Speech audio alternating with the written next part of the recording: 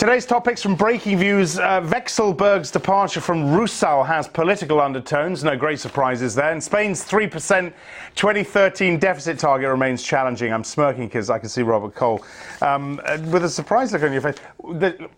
No political undertones. Are we talking about Russia? And it's a piece by Breakingviews. Come on. Thank you very much for bigging us up in your usual style. But I think that it is an important point to make that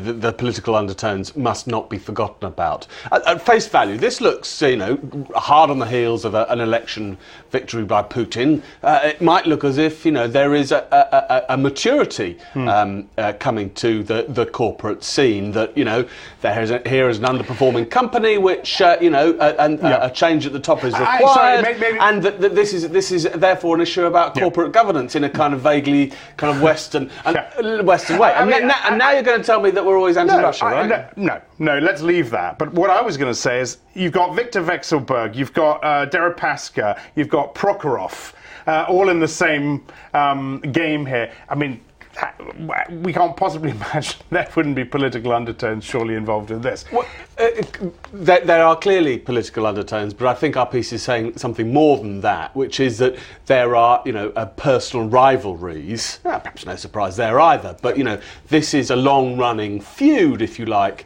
over industrial policy and financial policy, and it's about control of this company rather than wanting to be acting in the interests of shareholders. And that's the only point that we're making, because I think that at first sight one could see this as a step forward for corporate governance, normality coming to Russia. Now, let's keep our fingers crossed. Let's hope there is something of that in it, and perhaps let's hope that we are being unduly negative at this stage. But I think that to call a big change in Russia's corporate environment as a result of this move would be perhaps a bit premature. Okay, all right. I want to talk about the Spanish piece as well. Clearly, this is where the focus seems to lie now. We've got this photo that I know you can see in many places this morning of Juncker and the Spanish finance minister.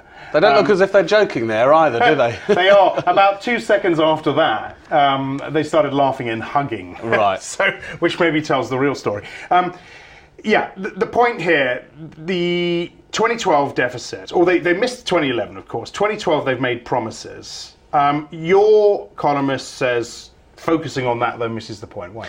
Well, it's because it's next year's target that's the really difficult one, and the one which is really going to be very, very hard for Spain to meet, particularly because of recession. Particularly because even by cutting this year to get lower rather than to the target is going to impede its chances of economic growth or registering any kind of economic stability in the current year. So, all the fuss that we've seen over the last 12 hours or so has been about, is Spain being allowed to break the rules?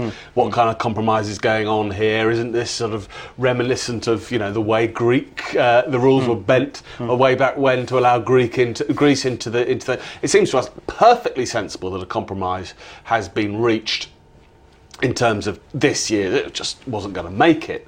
And, the way that it's been structured so that, the EU have said, well, you should come a bit higher than what you're going to get to, a bit lower than what you're going to get to, but that keeps some pressure on. But it's really about next year's target. 3% is still the target for it, and that looks like a very challenging hurdle to meet, and one which could endanger the long-term growth of Spain. Okay. Robert, many thanks for that. Robert Cole. For more Agenda Setting Insight, watch our US Breaking News show 12:30 Eastern, 16:30 GMT for the next couple of weeks at least. I'm Axel Threlfall. This is Reuters.